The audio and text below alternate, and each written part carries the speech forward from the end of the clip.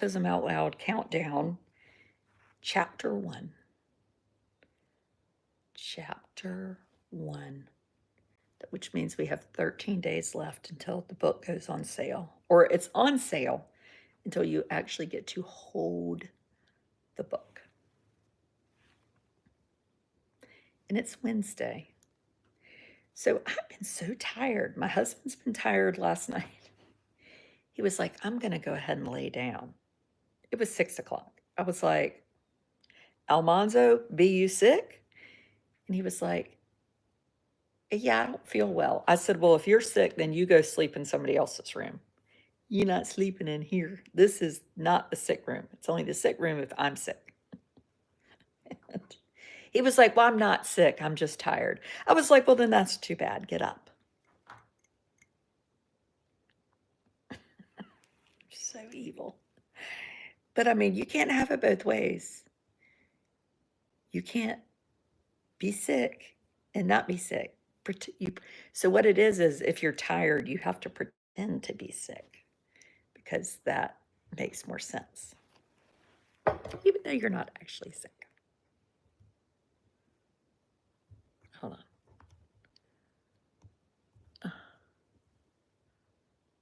I'm trying to, there. I struggle with comments over on the Facebook. I had to do some swiping. Let's see if it works. No, I don't see any. Ordered your book. Yay. Well, this morning I was thinking about, we have a retreat in Texas, and that is in, what's the date of that? The middle of May. And my friend Kate Swenson's doing it. It's called the Caregiver Retreat. And we're going to be in Austin at, I think Austin is it Book People? And then we'll be in San Antonio. So if you have not been to autismoutloudbook.com, that's where you can see all our events, book signings, blah, blah, blah, blah, blah. Are you not allowed to be tired at your own house? No, you're not. You absolutely cannot be tired at your own house. You're not allowed to be tired if I'm tired. We have a few rules. No, but so I'm a caregiver. This is not chapter 1, but so I have this 11-year-old who has to be put to bed every night. And most 11-year-olds do, right? But you could maybe be like, turn your light off at 9 and go to sleep. Well, you can't do that with Amos. You got to brush teeth, give the shower, get the clothes, blah, blah, blah. And so you can never go to bed early just because you feel like it because you're a caregiver. So last night I was sitting here and I was like, what do I want for dinner? My husband's taking a nap. My father-in-law's taking a nap. And I was like, I'm going to go out. So I went out to Waterman's and I texted my cousin and said, do you want to meet at Waterman's? And she said, what time? And I said, well, I'm already here. So whenever is good. So then I texted my husband and said, I'm out for dinner. And then he said, did you take my money? And I said, no. He said, well, then it's gone. I was like, well, I'm sure you've left it somewhere else. And yes, it was on our dresser. The go-to in my house is that everything people own, it's been stolen all the time. And we live with my father-in-law now. And it's originated. I see where it's originated. It's originated there. And it could be like, have you seen my glasses from the yard sale? And you're like, no. And he's like, I guess some of those people, they've been walking by. I bet they stole them out of the car. They did not send your bright yellow aviators with bifocals. They didn't steal them. I know that they didn't because nobody wants those. Okay, I'm getting the book. Hold on.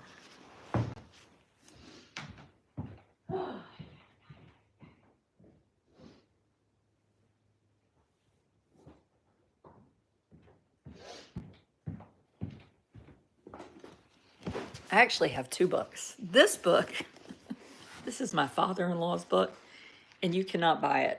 I told him I would get it reprinted, and I have not done so. It's called Town It's called Town and Plantation Tales of the Albemarle.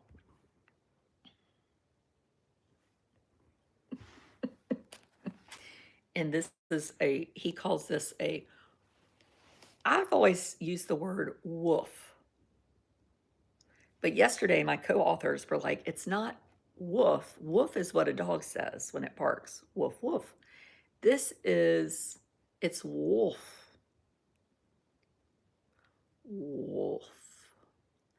Wolf. It's a wolf. And you think it looks kind of like a dog, but it's a wolf. And it also has on a collar. So that's his book. My book is Autism Out Loud. I've got to. I don't understand how these people put user in timeout. Like, where do they come from? And who has a YouTube page called Sad Man? And I can't see the freaking comments over here. Okay, let's see. Well, that's a problem. When you get it reprinted. Well, it'll probably be reprinted for my Tales weekend. So I have 110-ish people coming April 11th for the weekend. Very excited, my subscribers.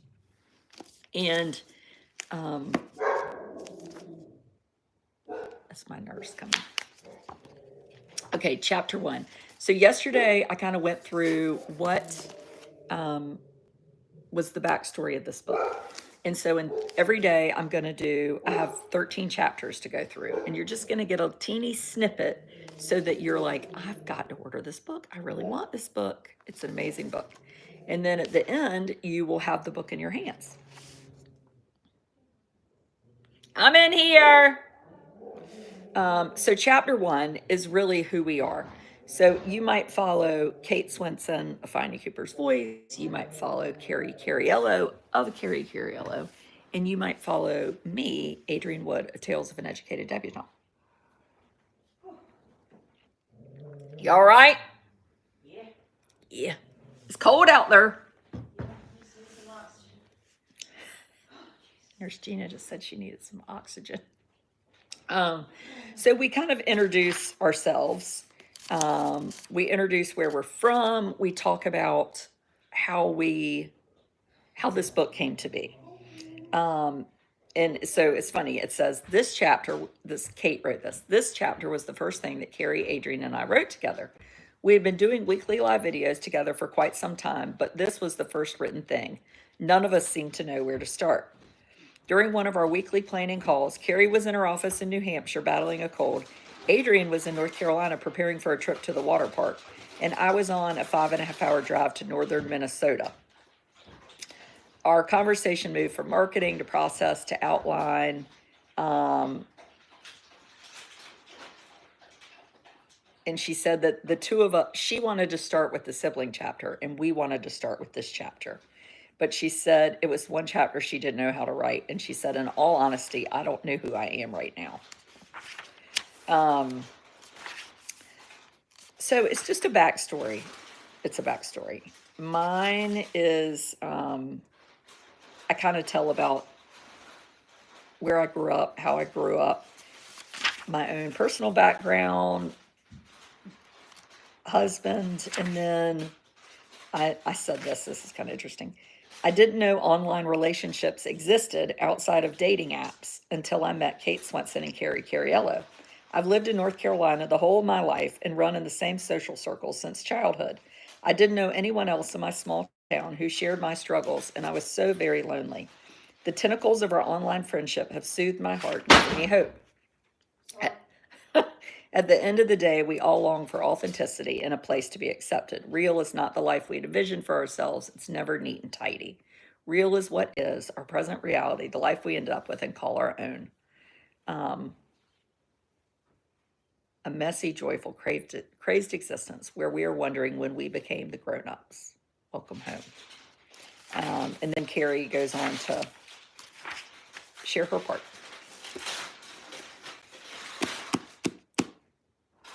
Yeah, so it's just kind of an introduction. It's the shortest chapter. And tomorrow we will be pontificating Diagnosis Day. And Diagnosis Day is kind of like the day you maybe got your first car. Like you remember Diagnosis Day. And my Diagnosis Day was downright funny. And is it funny in here? Let me see if it's funny. Carrie Amos. No, I didn't tell the funny part. So I'll tell the funny part tomorrow because it was funny. So my husband was not with us. We had been in New York all week at this undiagnosed disease clinic at Columbia, and he had to get home for work.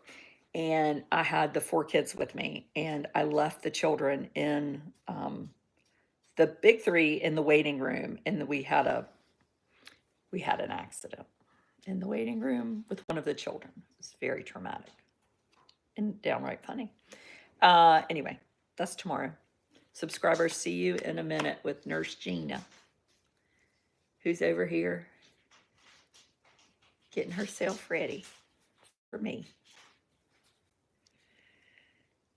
Gina, you ordered the book yesterday, didn't you? She ordered Audible. And if you order Audible, you get it at 12:01. It drops that quickly. And if you're going to be in Texas, or you're near Texas, or you've been wanting to go to Texas, come in May to the Caregiver Retreat. I did it 2 years ago, and it was really fun. Really fun. In fact, I met some very good friends who now they're going to be staying with me again in April for my weekend. They drive from Ohio, and I've told them not to bring me any presents. They came laden with all these like baskets of things, and they're really funny and fun. So if you are somebody that needs a person or needs a group, it's a great place to find one. And there are people out there. I spoke recently in High Point, and I had a woman that came up at the end, and she was tearful and sad and really angry. And she said, you said people could find their group. I don't have a group. I'm all by myself. And I said, well, I didn't say that the group just falls in your lap. Like, you have to make the group, or you have to make an effort to know the group. And maybe it's not going to Texas. Maybe it's going to a speaking event. And another woman came up and said, I'll be your group. I understand. I live here, and I have a similar life to yours. So you've got to be willing to put yourself out there. And maybe it's just maybe it's an online friendship like I started with Kate and Carrie, where you're texting or sending messages at night once people are asleep. Maybe it's a group in your community that meets once a month with your kids to go bowling, or maybe it's just moms that meet on a random Saturday. Anyway, I think there's lots of options, particularly for people that are really busy, because online does exist and it makes it nice. Goodbye.